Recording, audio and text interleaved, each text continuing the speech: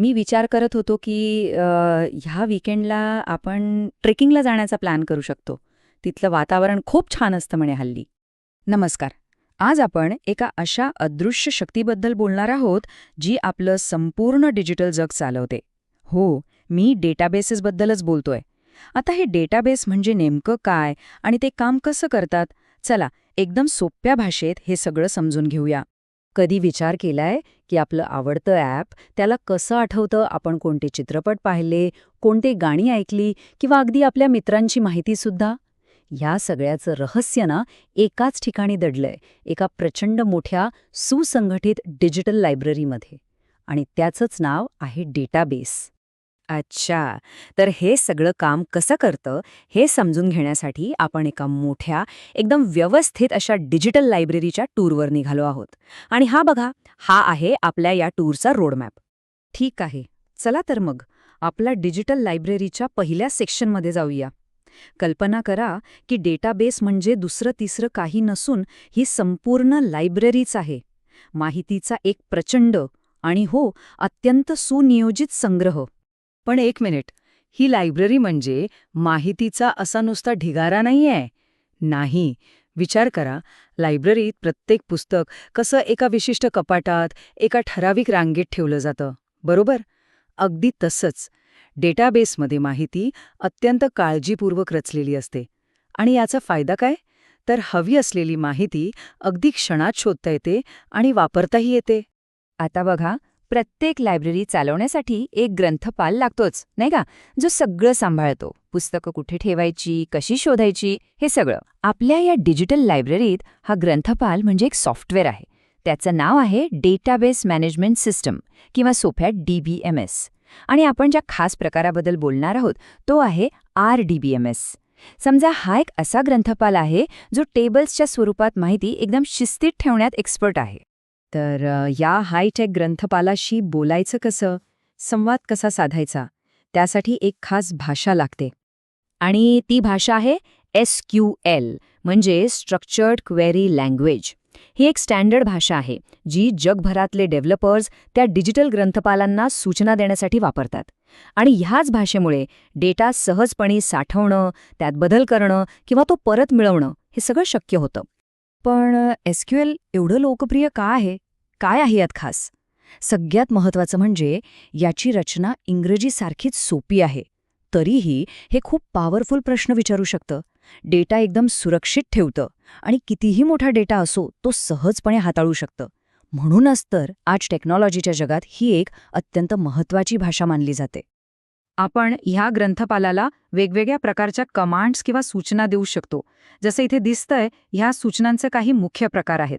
आज आपण त्यातल्या 3 प्रमुख प्रकारांवर फोकस करणार आहोत: DDL, DML आणि DQL. चला तर मग आपल्या पहिल्या प्रकारच्या कमांडकडे वळूया.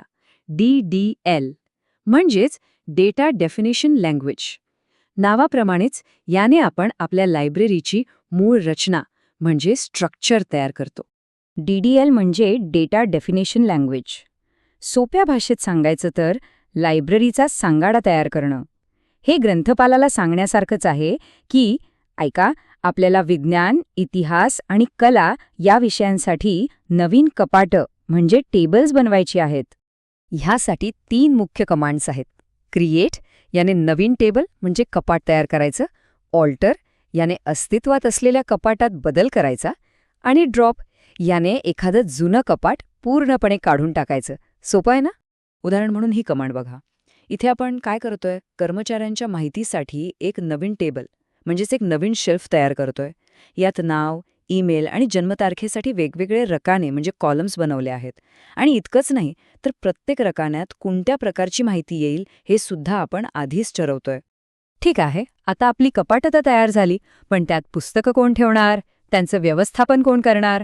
बरोबर, इथेच येतो दुसरा प्रकार, DML म्हणजेच डेटा मॅनिप्युलेशन लँग्वेज. आता आपला संबंध लायब्ररीच्या स्ट्रक्चरशी नाहीये, तर त्यातल्या प्रत्यक्ष पुस्तकांशी म्हणजे डेटाशी आहे. DML वापरून आपण काय करू शकतो? कपाटात नवीन पुस्तकं ठेवू शकतो, जुन्या पुस्तकांची माहिती अपडेट करू शकतो किंवा एखादं पुस्तक काढूनही टाकू शकतो. आणि यासाठीच्या मुख्य कमांड्स आहेत इन्सर्ट, याने नवीन पुस्तक म्हणजे डेटाची एक नवीन ओळ ॲड करायची, अपडेट, याने जुन्या पुस्तकाची माहिती बदलायची, आणि डिलीट, याने एखादं पुस्तक काढून टाकायचं. अगदीच सरळ. हे बघा, एक सोपं उदाहरण. ही कमांड आपल्या XYZ नावाच्या टेबलमध्ये एका नवीन पुस्तकाची नोंद करत आहे. आपण लेखक आणि विषय ही माहिती देऊन ते पुस्तक आपल्या लायब्ररीमध्ये ॲड करत आहोत. चला, आता सर्वात महत्त्वाच्या आणि सगळ्यात जास्त वापरल्या जाणाऱ्या कामाकडे येऊया. लायब्ररीला प्रश्न विचारून माहिती मिळवणं. आणि हे काम होतं DQL म्हणजेच डेटा क्वेरी लँग्वेजने. तर DQL म्हणजे डेटा क्वेरी लँग्वेज, याचं मुख्य काम एकच आहे, डेटा मिळवणं. आणि यासाठी एकच पण सगळ्यात पॉवरफुल कमांड आहे सिलेक्ट.